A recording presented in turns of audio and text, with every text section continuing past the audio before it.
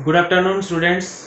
तो आज इस वीडियो पे हम लोग देखेंगे कि electric field of lines and electric lines of forces के रिगार्डिंग जो भी न्यूमेरिकल्स होता है उसको एक बार सॉल्व करेंगे, ठीक है। और साथ साथ कोशिश करेंगे कि जो चैप्टर्स हम लोगों ने आज तक पढ़ाया है इलेक्ट्रोस्टैटिक्स के रिगार्डिंग, आज तक 9 वीडियोस हमने डाल दिया।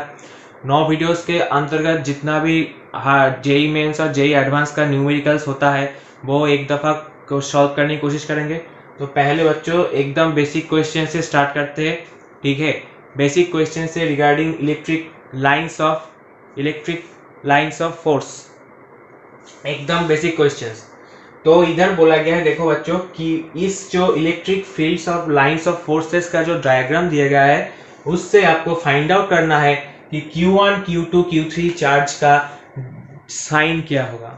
आइदर वो पॉजिटिव होगा कि आइदर वो नेगेटिव होगा, ये आपको फाइंड आउट करना है। और ये वाला क्वेश्चन पे देखिए सिमिलर केसेस है। इस क्वेश्चन पे बोला गया है कि आपको फाइंड आउट करना है कि Q1, Q2 का साइन क्या है, ये चारों ऑप्शन में से कौन सा करेक्ट होगा, ये आपको फाइंड आउट करना है, ठीक है।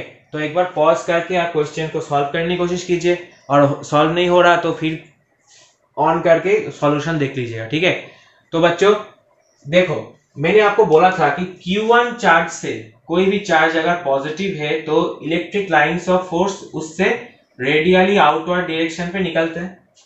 अगर वो चार्ज नेगेटिव है तो इलेक्ट्रिक लाइंस ऑफ फोर्स उसके ऊपर सरफेस के ऊपर टर्मिनेट होता है, ओरिजिनेट होता है पॉजिटिव चार्ज से और टर्मिनेट होता है नेगेटिव चार्ज से। ये आपको मैंने सिखाया था पिछले वीडियो में। तो आप ये बताओ कि ये जो Q1 चार्ज है, आप देख सकते हो कि Q1 चार्ज से जो भी इलेक्ट्रिक लाइंस ऑफ फोर्स निकल रहा है वो बाहर की तरफ निकल रहा है, अंदर की तरफ नहीं जा रहा।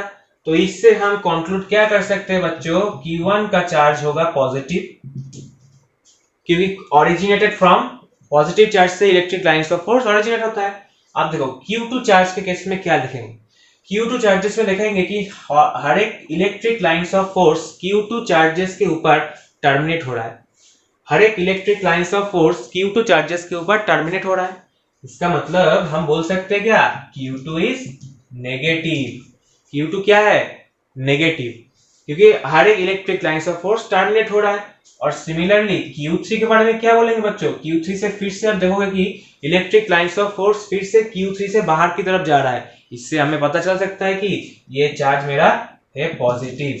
तो ये था एकदम बेसिक बोर्ड लेवल का क्वेश्चन, ठीक है। क्वेश्चन शुरू करने से पहले हम पहले बोर्ड लेवल का क्वेश्चन से ट्राई कर ले, ठीक है। और इसी तरह से और क्वेश्चंस हम लोग करेंगे। तो ये क्वेश्चन नंबर 1 था, बहुत इजी, 1-2 सेकंड में आप आंसर दे सकते हो। क्वेश्चन नंबर 2 भी बहुत इजी होगा। देखिए Q1 चार्जेस के केसेस में आप देख सकते हैं कि Q1 चार्जेस जो है, Q1 चार्ज से वो electric field of lines Q1 charge पे टर्मिनेट हो रहा है, ओरिजिन नहीं हो रहा है। डायरेक्शन ऑफ एरो देखिए, वो इस पे गिर रहा है, मतलब टर्मिनेट हो रहा है Q1 चार्ज पे। इससे हमें पता चल सकता है कि Q1 charge is negative and Q2 charge से भी इलेक्ट्रिक लाइंस ऑफ फोर्स जो है वो Q2 चार्ज की तरफ टर्मिनेट हो रहा है, Q2 चार्ज से निकल नहीं रहा। इससे हमें पता चलता है बच्चों कि Q2 चार्ज भी ऑल्सो नेगेटिव, क्योंकि electric lines of force Q1 and Q2 के ऊपर टर्मिनेट हो रहा है। तो इससे हमें पता चलेगा कि option B is correct, option B is correct, ठीक है बच्चों। ये बहुत ही इंपॉर्टेंट सवाल था बोर्ड के लिए, पर बहुत इजी था। जेई में ऐसे सवाल नहीं आएगा, पर बोर्ड आप लोग तो 12 पे हो तो बोर्ड भी दोगे, तो पहले बोर्ड से ही शुरुआत करते हैं, ठीक है बच्चों। तो ये था हमारा क्वेश्चंस, 2 क्वेश्चंस 2 मिनट। कोई इस टाइप का क्वेश्चन अगर एग्जाम पे आए तो बहुत ही ईजी होगा। तो इस टाइप का क्वेश्चन आप घर पे बैठ के सॉल्व करो, ठीक है। Thank you very much. हम नेक्स्ट स्लाइड पे और क्वेश्चंस लेके आएंगे। Thank you. ओके, तो बच्चों ये थोड़ा सा पिछले क्वेश्चन से थोड़ा सा हार्ड क्वेश्चन है, क्योंकि ये जेई मेंस का क्वेश्चन है, ठीक है। जेई मेंस का क्वेश्चन है तो हार्ड क्वेश्चन तो होगा ही। तो बच्चों क्वेश्चन पे एक बार पढ़ लो। देखो, some equipotential lines are shown in figure. पहली लाइन को ध्यान से पढ़ो, इक्विपोटेंशियल लाइन क्या होता है। बच्चों मैंने बोला था एक कंडक्टर, अगर कंडक्टर के ऊपर सरफेस में बहुत सारा चार्ज रहता है, ठीक है, कंडक्टर के ऊपर सरफेस में बहुत सारा चार्ज रहता है। तो मैंने बोला था बच्चों कि due to uniform distribution of charges they are in equipotential. अच्छा, अगर किसी भी जगह पे मेरा चार्ज का डिस्ट्रीब्यूशन यूनिफॉर्म है तो उस जगह को हम इक्विपोटेंशियल सरफेस की तरह ट्रीट कर सकते हैं। बच्चों मैंने इससे पहले पोटेंशियल टर्म्स का इस्तेमाल नहीं किया, बट पोटेंशियल टर्म्स का इस्तेमाल अभी भी नहीं किया, इसीलिए मैं पोटेंशियल टर्म्स को समझाने के लिए आपको एक बात बोलना चाहूँगा कि जिधर चार्ज यूनिफॉर्मली प्लेस्ड होगा उधर पोटेंशियल भी बराबर होगा, उसका पोटेंशियल भी बराबर होगा।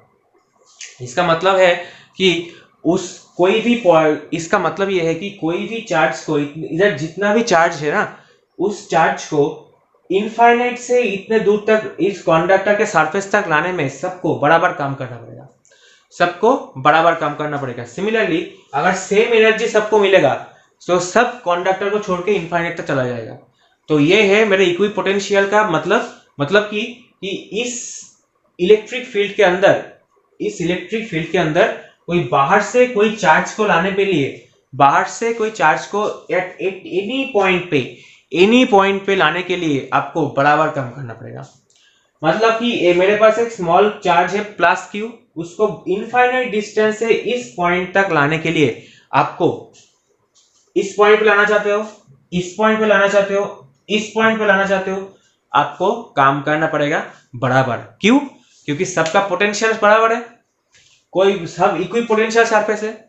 मतलब इक्विपोटेंशियल सरफेस का मतलब होता है कि कोई भी एक पॉइंट अपना जो चार्ज का जो कैरेक्टरिस्टिक्स दिखा था ना, एक होता है कैरेक्टरिस्टिक्स होता है इलेक्ट्रिक फील्ड, वो होता है, और दूसरा कैरेक्टरिस्टिक्स होता है इलेक्ट्रिक पोटेंशियल। पोटेंशियल सबका बराबर है, इसीलिए वर्क डन भी सबका बराबर होगा। तो खैर चलो ये हम डिटेल में पढ़ेंगे। तो आप एक बात याद रखना कि हम इस क्वेश्चन को बिना किसी इक्विपोटेंशियल का कॉन्सेप्ट्स के बिना इस क्वेश्चन को कैसे सॉल्व करेंगे। तो ये बच्चों एक चीज ध्यान पे रखना कि कल मैंने आपको पढ़ाया था कि इलेक्ट्रिक फील्ड लाइंस के रिगार्डिंग जो भी क्वेश्चंस में जो भी पॉइंट्स मैंने बताया 16 पॉइंट्स, उसमें क्लियरली मेंशन किया था कि जो भी मेरा चार्जेस इक्विपोटेंशियल सरफेस के ऊपर जो चार्ज आता है ना, वो चार्ज के थ्रू जो मेरा चार्ज से जो मेरा इलेक्ट्रिक फील्ड निकलता है वो इक्विपोटेंशियल सरफेस का परपेंडिकुलर होता है। बोला था ना कि electric field on the surface of the conductor, electric field on the surface of the conductor is perpendicular to the surface। Always equipotential surface के ऊपर परपेंडिकुलर होता है मेरा इलेक्ट्रिक फील्ड। तो आप क्या देख सकते हो, तो इसके लिए बच्चों आप इमेजिन कर सकते हो कि इधर जो इलेक्ट्रिक फील्ड होगा वो कुछ इस डायरेक्शन पे होगा, इलेक्ट्रिक फील्ड कुछ इस डायरेक्शन पे होगा, ठीक है, और इलेक्ट्रिक फील्ड कुछ इस डायरेक्शन पे होगा, ठीक है, इलेक्ट्रिक फील्ड कुछ इस डायरेक्शन पे होगा बच्चों, ठीक है, इलेक्ट्रिक फील्ड कुछ इस डायरेक्शन पे होगा, इलेक्ट्रिक फील्ड कुछ इस डायरेक्शन पे होगा, इलेक्ट्रिक फील्ड कुछ इस डायरेक्शन पे होगा, ठीक है बच्चों। तो ये तो हो गया मेरे इलेक्ट्रिक फील्ड का डायरेक्शन, ठीक है बच्चों, ये हो गया मेरा इलेक्ट्रिक फील्ड का डायरेक्शन। तो अभी हम लोगों को पूछा गया है कि बच्चों कि इलेक्ट्रिक फील्ड का मैग्नीट्यूड वाइज कौन किससे बड़ा होगा, ये पूछा गया है, जेईई मेंस का सवाल है, मैग्नीट्यूड वाइज कौन किसका बड़ा होगा। तो बच्चों हम बोल सकते हैं इलेक्ट्रिक फील्ड का एक छोटा सा फॉर्मूला है, electric field equals to DV by D R. Electric field का एक फॉर्मूला है मैग्नीट्यूड का, वो होता है डीवी बाई डी आर, साथ ही साथ माइनस। इसका मतलब क्या है बच्चों कि इलेक्ट्रिक फील्ड जिधर जिधर जाता है, इलेक्ट्रिक फील्ड सिर्फ और सिर्फ आपका हायर पोटेंशियल से लोअर पोटेंशियल की तरफ जाते हैं। बच्चों इलेक्ट्रिक फील्ड हमेशा हायर पोटेंशियल से लोअर पोटेंशियल की तरफ जाता है। हायर पोटेंशियल मतलब उधर चार्ज का डेंसिटी ज्यादा है, उसका चार्ज का इफेक्ट ज्यादा है, उस पॉइंट पे कोई बाहर से कोई दूसरा चार्ज लाने के लिए ज्यादा को मेहनत करना पड़ेगा। और बच्चों इस पॉइंट पे चार्ज को इधर से इधर लाने, इनफाइनाइट से इस पॉइंट पे चार्ज को लाने के लिए, कोई एक्सटर्नल चार्ज क्यू को लाने के लिए मुझे कम मेहनत करना पड़ेगा। That is why it is lower potential, it is higher potential. तो कभी भी बच्चों कि अगर किसी भी दो पॉइंट के अंदर एक लोअर पोटेंशियल और एक हायर पोटेंशियल जनरेट होता है तो इलेक्ट्रिक फील्ड अपने आप प्रोड्यूस होके उस दोनों जगह की पोटेंशियल को बराबर करने की कोशिश करता है। That is why electric field is generated. तो ये कॉन्सेप्ट आपको छोटा सा बता दिया जेई का कॉन्सेप्ट कि अगर दो पॉइंट के भीतर अगर आपके पास इलेक्ट्रिक पोटेंशियल है तो इलेक्ट्रिक फील्ड ऑलवेज जनरेट होगा। किस लिए जनरेट होगा? उस दोनों पॉइंट का एक पोटेंशियल को बराबर करने के लिए, उस दो पॉइंट का पोटेंशियल को बराबर करने के लिए। और देखो इसका मैग्नीट्यूड होगा, अगर इसको आप समझ में नहीं पा रहे तो एक चीज आपको ध्यान पे रखना है, इलेक्ट्रिक फील्ड का जो मैग्नीट्यूड होगा वो होगा वोल्टेज डिफरेंस डिवाइडेड बाय बीच का जो डिस्टेंस। ये फॉर्मूला आप लोगों ने लोअर 7-8 में पढ़े होंगे और ये फॉर्मूला आपने हायर क्लास में पढ़े होंगे। तो इलेक्ट्रिक फील्ड का जो मैग्नीट्यूड होता है वो होता है मेरा V2 minus V1 by D. तो आप एक चीज देखो, जितना मेरा पोटेंशियल डिफरेंस होगा उतना ही मेरा इलेक्ट्रिक फील्ड का स्ट्रेंथ बढ़ेगा, और जितना मेरा डिस्टेंस कम होगा उतना ही मेरा इलेक्ट्रिक फील्ड का स्ट्रेंथ बढ़ेगा। आपको ये भी बढ़ाना है, ये भी घटाना है। तो बच्चों आप देखो E1 के केसेस में जो मेरा dV है, वोल्टेज डिफरेंस है, वो कितना है बच्चों? वो है मेरा 10 और नीचे पता नहीं D, मान लो मेरा D। तो E2 के केस में देखो, E2 के केस में बच्चों सिमिलरली पोटेंशियल डिफरेंस होगा 10, बट नीचे देखो इलेक्ट्रिक डिस्टेंस कितना होगा? इसको नाम दे दो D1, इसको नाम दे दो D2। और बच्चों E3 के केस में क्या होगा बच्चों? 30-20, तो 10 volt divided by D3, 10 volt divided by D3। अब बच्चों ये देखो कि ये आप लोगों ने शायद समझ में आ गया होगा ये क्वेश्चन को कैसे सॉल्व करते हैं। ठीक है, ये मेरा इक्वी पोटेंशियल लाइंस था, मतलब इस लाइन के बराबर मेरे इक्वी पोटेंशियल बराबर है। तो इक्वी पोटेंशियल बराबर मतलब इस पॉइंट का कोई भी पॉइंट पे ले लो, उस पॉइंट पे आपको बाहर से चार्ज, एक एक्सटर्नल चार्ज को लाने में सेम मेहनत करना पड़ेगा। और दूसरी बात यह है कि इक्वी पोटेंशियल सरफेस के बराबर जाओगे तो कोई भी चार्ज को लेके जाओगे तो आपको कोई मेहनत ही नहीं करना पड़ेगा, क्योंकि they are in same potential. ठीक है, ये चीज आपको याद रखना है कि they are in same potential. मैं बाद में एक्सप्लेन करूंगा व्हाई इट इज हैपनिंग। ठीक है, तो ये हमने अभी तक पोटेंशियल नहीं पढ़ाया, पर बिना किसी पोटेंशियल के कॉन्सेप्ट्स के सिर्फ ये फॉर्मूला को याद करते हुए आप जेई का एक क्वेश्चन तुरंत सॉल्व कर सकते हो ऐसे। तो आप देख सकते हो कि बच्चों की D1 देखो, D1 से D2 बहुत बड़ा है, D3 से भी D2 बहुत बड़ा है, तो हम लिख सकते हैं कि D1 is less than D2, that is why E1 less than E2, E1 greater than E2, क्योंकि डिस्टेंस बड़ा छोटा है तो इलेक्ट्रिक फील्ड बड़ा होगा। Similarly D2 less than D3, G2 less than D3, sorry, D2 greater than D3, that is why E2 is greater than, E2 is less than E3। बच्चों ये 2 point का डिस्टेंस बहुत बड़ा होने के कारण इस पॉइंट का जो इलेक्ट्रिक फील्ड होगा, दोनों का सबका नोमिनेटर पोर्शन तो सेम है बट डिनोमिनेटर इसका बड़ा है, इसीलिए E2 छोटा होगा, E1 बड़ा होगा। सिमिलरली E3 बड़ा होगा, E2 छोटा होगा। तो which of the following options are correct? बच्चों आपको ध्यान पे लग रहा होगा कि कौन सा ऑप्शन करेक्ट है। करेक्ट है option C, option C is correct. ठीक है, तो फिर से एक बार इस जगह पे शायद आपको थोड़ा सा कंफ्यूजन है। ठीक है, जो नीचे वाला एक बार फिर से देख लो बच्चों कि D2 अगर बड़ा है, D2 सबसे बड़ा है विथ रेस्पेक्ट टू 1 और 3, D2 सबसे बड़ा है तो इलेक्ट्रिक फील्ड सबसे छोटा होगा। और E1 और E3 के बारे में कोई थोड़ा बहुत कंफ्यूजन है क्योंकि ये डिस्टेंस बराबर है कि नहीं वो मुझे मालूम नहीं, पर ये हम कह सकते हैं कि D2 is much much greater than D1 and D2 is greater than D3. That is why E1 greater than E2 and E3 greater than E2. E1 greater than E2 and E3 greater than E2. ठीक है बच्चों, thank you. तो बच्चों एक JEE advance का questions को लेके try करते हैं, ठीक है। ये जेई एडवांस का क्वेश्चन है। तो इस क्वेश्चन में क्या बोला है बच्चों कि electric field lines of a system of two charges Q1 and Q2 fixed at two different points on the X axis are shown. देखो बच्चों ये Q1 है, ये Q2 है और ये इलेक्ट्रिक लाइंस ऑफ फोर्स में ड्रॉ किया है। इस क्वेश्चन को एक बार ध्यान से देखो, कितने number of electric field lines Q1 से Q2 तक जा रहा है और कितना सराउंडिंग्स पे जा रहा है, और Q2 से Q2 तक कितना इलेक्ट्रिक फील्ड आ रहा है, एक बार ध्यान से देखो। और देश चारों ऑप्शन में से कौन सा करेक्ट होगा एक बार देख लेते हैं। तो बच्चों एक चीज तो ध्यान पे आ रहा है कि option A and B same type का है, ऑप्शन बी सी और डी सेम टाइप का है।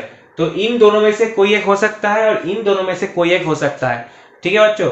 तो आप हमको पता है कि क्वेश्चन का सॉल्यूशन निकालते, ठीक है। आप पॉज करके वीडियो का सॉल्यूशन खुद करने की कोशिश करो, अगर नहीं हो रहा तो ठीक है मैं क्वेश्चन का सॉल्यूशन कर देता हूँ।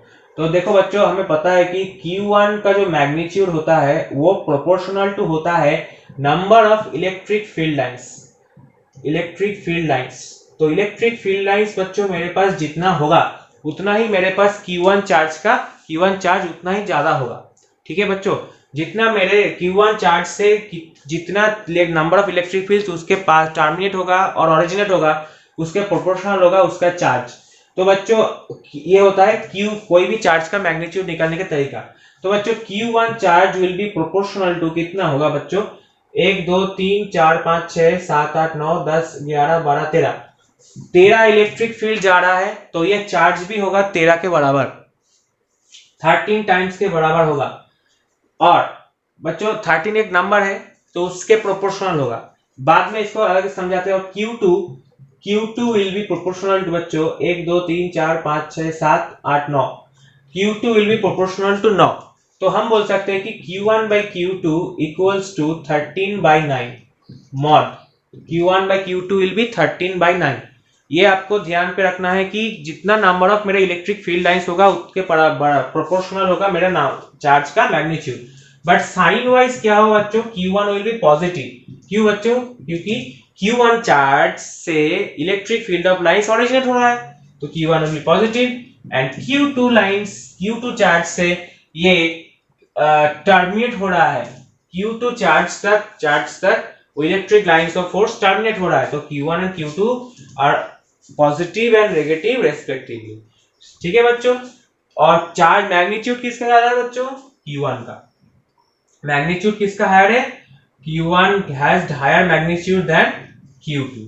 तो बच्चों ऑप्शन में से तो लग रहा है कि option A will be correct, option A will be correct. तो आप बोलेंगे बच्चों कि कितना डिस्टेंस Q1 से कितना डिस्टेंस दूर पे मेरा इलेक्ट्रिक फील्ड जीरो हो सकता है, और ऑप्शन बोला गया कि Q2 से कितना राइट पे मेरा इलेक्ट्रिक फील्ड जीरो हो सकता है। तो दोनों को एक बार देख लेते हैं, ठीक है बच्चों। तो एक ये सॉल्यूशन को एक बार पॉज करके देखो, अगर अच्छा लगे तो ठीक है, वरना मुझे दोबारा से क्वेश्चन पूछ सकते हो कमेंट सेक्शन में, ठीक है बच्चों। ओके, तो